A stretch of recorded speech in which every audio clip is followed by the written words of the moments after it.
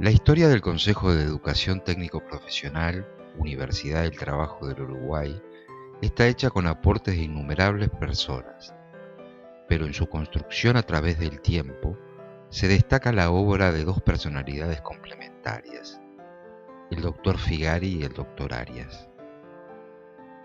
El Dr. Figari asume la dirección de la escuela en 1915 y en 1917 se retira sin el suficiente respaldo político.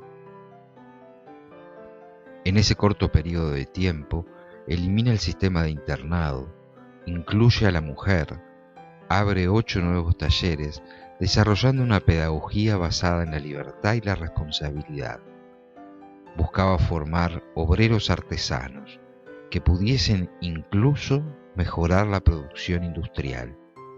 Para él, la educación es un salto liberador en el cual debemos enseñar a nuestros estudiantes a transformar las materias primas existentes en objetos inteligentes, de modo de generar cultura, autonomía y riqueza. Su obra cambia la estructura de la escuela y direcciona la educación basado en una filosofía y en una visión de país diferente. El Dr. Arias asume la dirección de la escuela desde 1920 hasta 1948. Es el responsable de la descentralización de la enseñanza técnica. Crea escuelas agrarias e industriales a lo largo y ancho de nuestro territorio, que posteriormente se transformarán en polos de producción, investigación y divulgación. Gracias a su labor incesante se crea la Universidad del Trabajo del Uruguay con su correspondiente autonomía. Si Figari es el ideólogo, Arias es el realizador de la obra. Si Figari es el ingenio en acción con su ebullición creativa, Arias es un laborioso diplomático que irá tejiendo las circunstancias para concretar su plan educativo. En síntesis, en Figari prevalece la creatividad del artista y en Arias la metodología del científico. La personalidad del Dr. Figari tiene un magnetismo particular, con sus múltiples intereses y profesiones: abogado de oficio, diputado, escritor, educador, filósofo, pintor y diseñador. Pero también es cierto que la obra realizada por el Dr. Arias es fundamental. Sucede también que la personalidad y la obra del Dr. José Arias no es tan conocida. Este año se cumplen los 50 años del fallecimiento del Dr. Arias y por tal motivo queremos homenajear la vida y la obra de este infatigable emprendedor.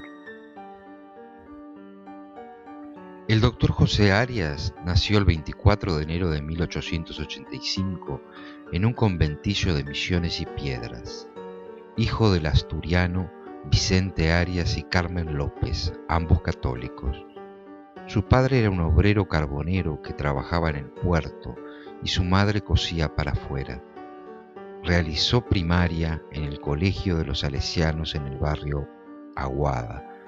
Tuvo 2 hermanas menores que se casaron muy jóvenes y se fueron del hogar. Al finalizar secundaria, su tío y padrino lo inclinó a inscribirse en medicina. Ya no era una carga para su laboriosa familia. Su vocación era la docencia y se dedicaba a preparar a niños y obreros para exámenes. Además, como tenía una caligrafía muy buena, se vinculó a los estudios jurídicos y academias de la ciudad. Entre sus estudios y trabajos conoció la astronomía y vio en esa ciencia la síntesis de todos los conocimientos. En las noches estrelladas practicaba desde la azotea o el patio, enseñando astronomía y cosmografía a sus compañeros.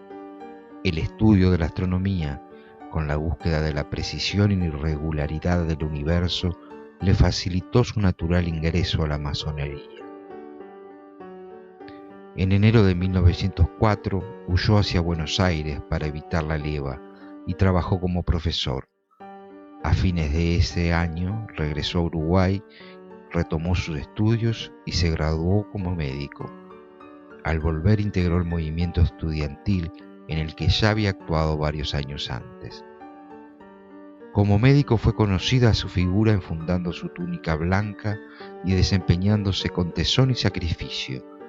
Atendía una zona que conformaba un radio desde Peñarol al mar. En 1915 asume como diputado colorado, pero siguió ejerciendo como médico en la fraternidad y en la Sociedad Española, además de ser profesor de secundaria. La actividad médica, decía, exige una salud personal sólida, elevación moral, sentido de responsabilidad y serenidad de ánimo. El 16 de octubre de 1909 se casa con Adela Bregante Obertillo, hija de italianos que vivían en la calle Miguelete. 6 años después tendrá su único hijo, José Fernando. A los 12 años, José Fernando sufre un cuadro infeccioso agudo que le genera una pérdida sensorial completa y un daño en el encéfalo.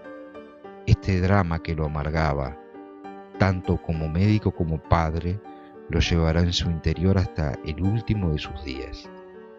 Como legislador, propuso en 1917 la reorganización del Consejo Nacional de Higiene Pública, proyecto que sale en 1933 como Ministerio de Salud Pública.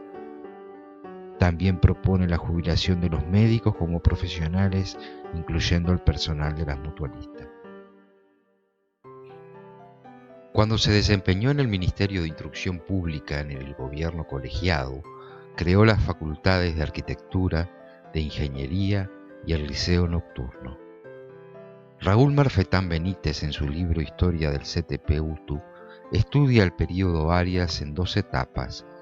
La primera va de 1920 a 1934 y la segunda va de 1934 a 1948.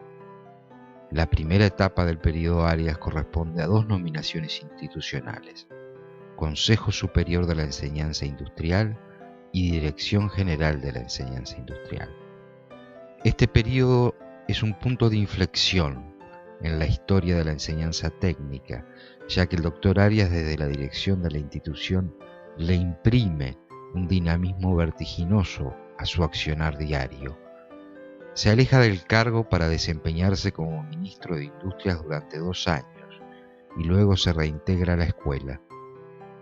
Como director del Consejo Superior de la Enseñanza Industrial, inicia el proceso de descentralización de la enseñanza técnica, fundando escuelas en el interior del país.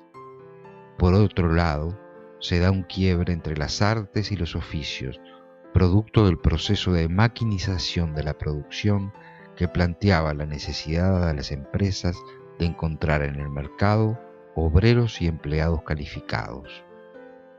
En la segunda etapa del período Arias se crea la Universidad del Trabajo del Uruguay, reconociéndose posteriormente su correspondiente autonomía.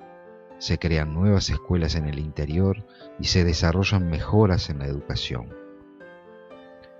Como ministro de Industria, enfrentó el problema ganadero de la industria del tasajo que decaía. Instaló el Frigorífico Nacional y Venta al Exterior, la Dirección de Ganadería y de Agronomía, proyectó un banco agrario e industrial y transformó la Escuela de Veterinaria en facultad. Falleció por una crisis cardíaca el 22 de abril de 1970 a la edad de 85 años. Su esposa, doña Adela, lo sobrevivió 4 años más viviendo en la casona de la calle Yaguarón.